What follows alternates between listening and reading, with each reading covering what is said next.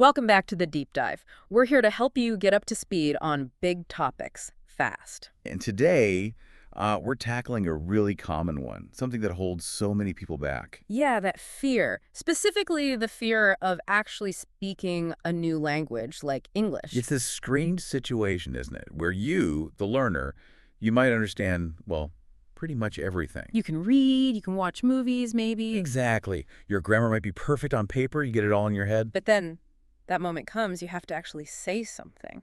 and bam, everything just freezes. Your mouth won't work. Ugh, that freeze. We've all been there. That split second where your mind races, worrying about mistakes or, sounding weird. Or just blanking on a word you knew 5 minutes ago. Totally.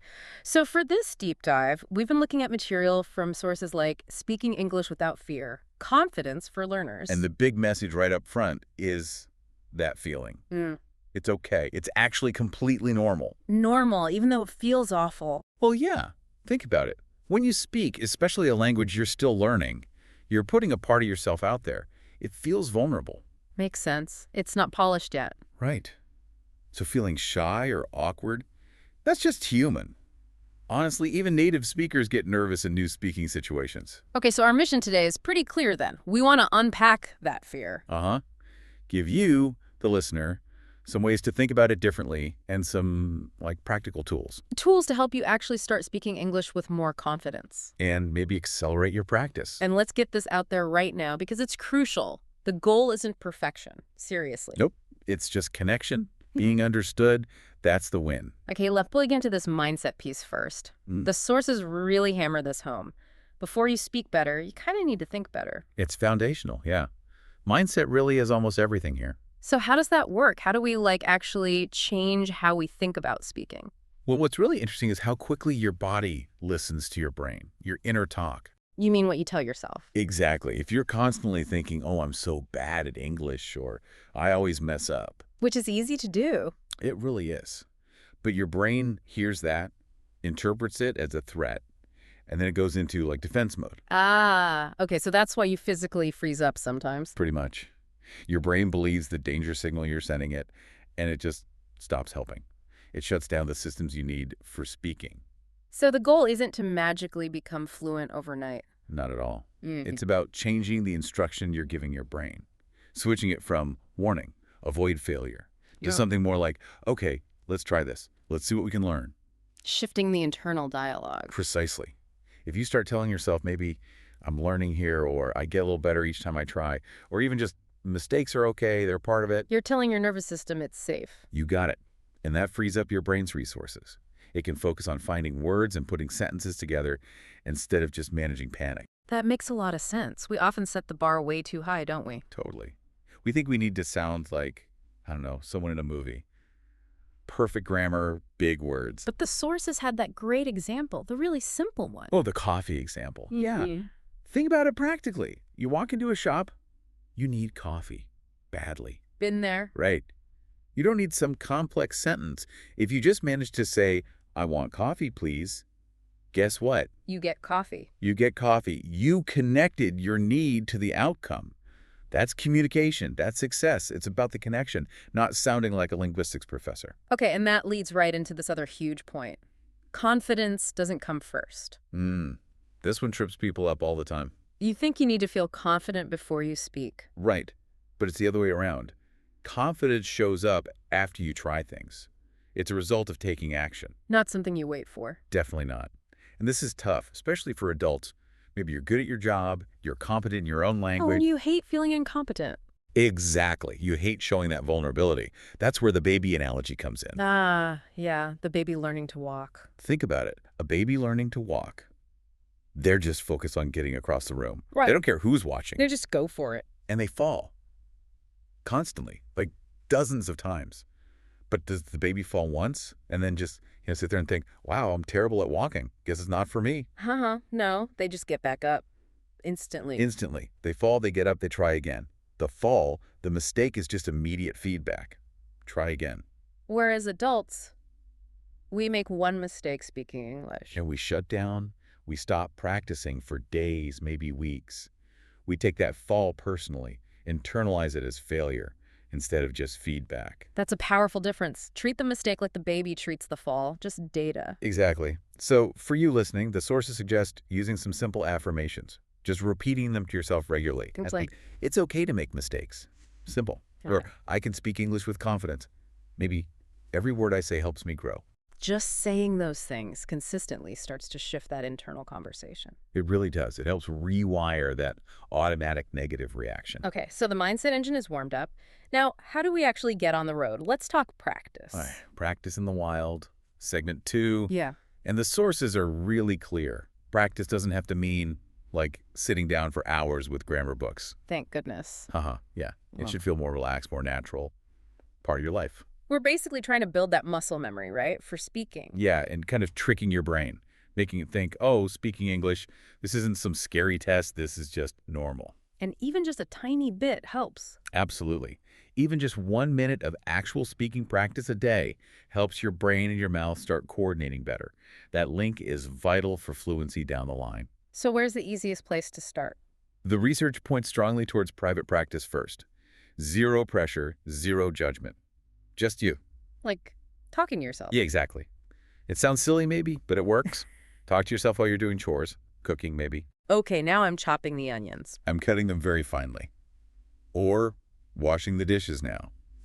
Just narrating your life in simple English. It builds that thought-to-speech pathway without any social risk. I liked the suggestion of talking to your pet. Pets are the best audience.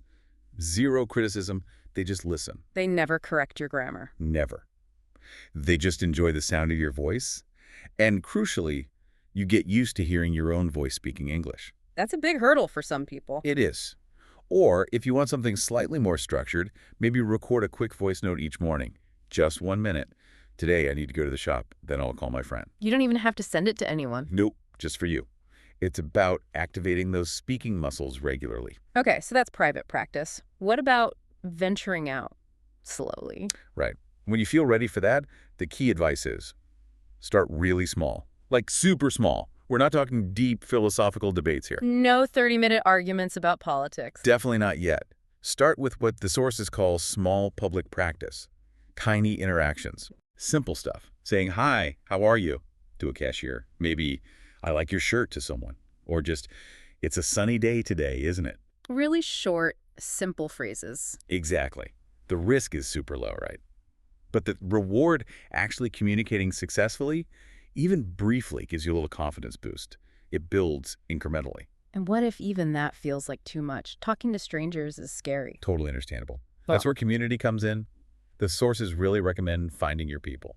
Like online groups or language exchange apps. Yeah, those kinds of places. Yeah. They're gold because everyone there is in the same boat. Everyone is learning. So they get it. They get it. It's a safe zone. Mistakes aren't just tolerated. They're kind of expected. It's part of the process for everyone there. That support makes a huge difference for growth. So the big takeaway from this part seems to be, don't wait until you think you're perfect. Please don't. You'll wait forever. You get better by speaking. Imperfectly at first. Okay, speaking means making mistakes. We can't avoid it. And fear often comes from those potential mistakes. It's tied together. So let's tackle the big 3 fears head on, the ones that come up again and again for English learners. And let's try to reframe them, like the sources suggest. Yeah, let's debunk them a bit. But we have to acknowledge first, these fears feel incredibly real when you're experiencing them. They're emotional, not just intellectual. Good point. Okay, fear number 1, the big one. I'm afraid of making mistakes. The classic. It's the bedrock of speaking anxiety for so many. But we need to shift how we think about mistakes. Remember, your brain learns best by comparing what it tried to do with what actually happened. So the mistake isn't failure. It's feedback. It's your best teacher, honestly, giving you personalized, instant information on what needs adjusting. Think of them as a small lessons. Okay, but how do you actually do that? In the moment, when you mess up and feel embarrassed, how do you switch from, arg, I failed, to, oh, learning opportunity? It takes practice, that reframing we talked about earlier. Instead of, say, apologizing profusely, you just internally acknowledge it. Okay, note to self, wrong preposition there. Or, that pronunciation wasn't quite right. Treating it like data. Exactly. Data points that help your brain build a more accurate map of the language. They're not roadblocks. They're like necessary bumps in the road. You need them to learn the terrain. Okay, makes sense. Fear number 2. People will laugh at me. Oof, this one hits deep. Fear of social rejection. It really does. And it silences so many capable learners. Now look, is it possible you might encounter someone rude or immature sometime? Maybe. It's a tiny possibility. But the overwhelming reality. The vast majority of people are actually kind. They're patient. And honestly, they're usually pretty impressed that you're making the effort to speak their language. Yeah, I mean, if someone's trying to speak my language, even imperfectly, my first thought isn't mockery. It's usually admiration for the effort. Right. Anyone who would laugh or judge. Well, that says way more about their own issues than it does about your English ability. Focus on your own courage in trying. Absolutely. That act of speaking a second language is impressive. Own that courage. Don't let the tiny possibility of judgment from a few stop you. Okay, good reframe. And the last one, something everyone hits eventually. Fear number 3. I forget words when I speak. That awful blank moment. Yes, your mind just goes empty. Happens to everyone. Even native speakers can't always grab the perfect word instantly. But the solution isn't to just stop talking and panic. So what do you do? Use a technique called circumlocution. Fancy word, simple idea. Circumlocution. Okay. Just means talking around the word you forgot. Yeah. Describing it using the words you do know. Can you give an example, like how it works live? Sure. Let's say you're talking about the weather and you completely blank on the word umbrella. Okay. Instead of freezing, you take a breath and you say something like, you know the thing. Mm. You use it when it's raining, keeps you dry. Ah. Okay, you describe its function. Exactly. And the listener, they almost certainly get it immediately. Oh, an umbrella. Right. Communication achieved. Even without the perfect word. Even without it. Yeah. And mastering that skill, circumlocution, it actually shows high language flexibility. Plus, it's a massive confidence booster because it proves you can navigate those tricky moments without completely shutting down. That flexibility is so key. Okay, we've reset the mindset, we've tackled the big fears. Let's wrap up with some really quick, actionable tips. The Daily Confidence Toolkit. Yeah, 5 quick hits you can start using, like today. All right, tip number 1. Start small. We kind of covered this, but it's worth saying again. Definitely. Don't aim for huge, long speeches right away. Keep your initial conversations short and sweet. Easy wins. Success builds confidence, and small successes are easier to rack up. Precisely. Tip number 2, smile while you're speaking. Smile, really? Yeah, it sounds a bit cheesy maybe, but there's physiology behind it. When you smile, even a little, it relaxes your facial muscles. And that sends signals to your brain that actually reduce tension in your vocal cords and even your breathing. It literally makes your voice sound more confident. Wow. So you're tricking your body into feeling safer. Pretty much. And it makes you seem friendlier to the listener, too. Win-win. Okay, I'll try that. Tip number 3. Use English in your real life. Immerse yourself. Yeah, but immersion doesn't necessarily mean moving countries. It can start with your digital world. How so? Change your phone's language setting to English. Watch YouTube videos about your hobbies, but watch them in English. Read short news articles in English.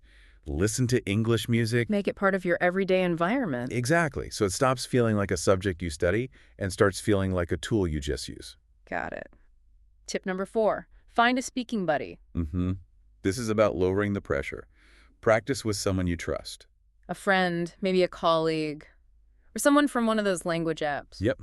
Anyone you feel comfortable making mistakes in front of, it takes the formality out of it, makes it safer, maybe even fun. It turns practice into just chatting. Nice. And the last one. Tip number 5. Celebrate the small wins. Seriously. Give yourself credit. What kind of wins are we talking about? Anything. Did you manage to order food entirely in English this time? Did you use that circumlocution thing when you forgot a word? Did you understand a bit more of that podcast or video? Acknowledge that progress. Yes. Pat yourself on the back. Progress isn't always a straight line, but recognizing those little victories really fuels your motivation to keep pushing forward.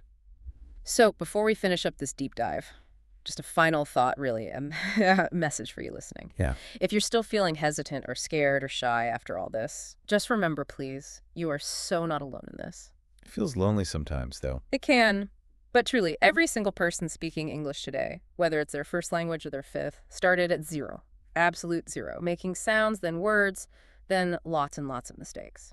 The only real difference between someone fluent now and someone still struggling is persistence. They just kept going.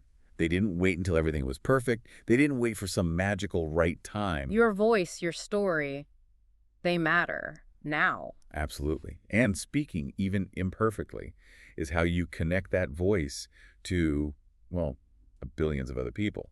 Don't let the fear of a tiny temporary mistake block that huge opportunity. Let the mistakes push you, like the baby learning to walk. Exactly. Let them be the little lessons that guide you forward. Okay, so what's the final takeaway? We've talked a lot about mistakes being lessons, about communication beating perfect vocabulary. Right. So maybe instead of defining success as did I speak perfectly or did I avoid mistakes, Yeah. maybe redefine success for today. Maybe success is simply the moment you used one of these techniques we talked about. Ah, I like that. Like, did you remember to smile while speaking?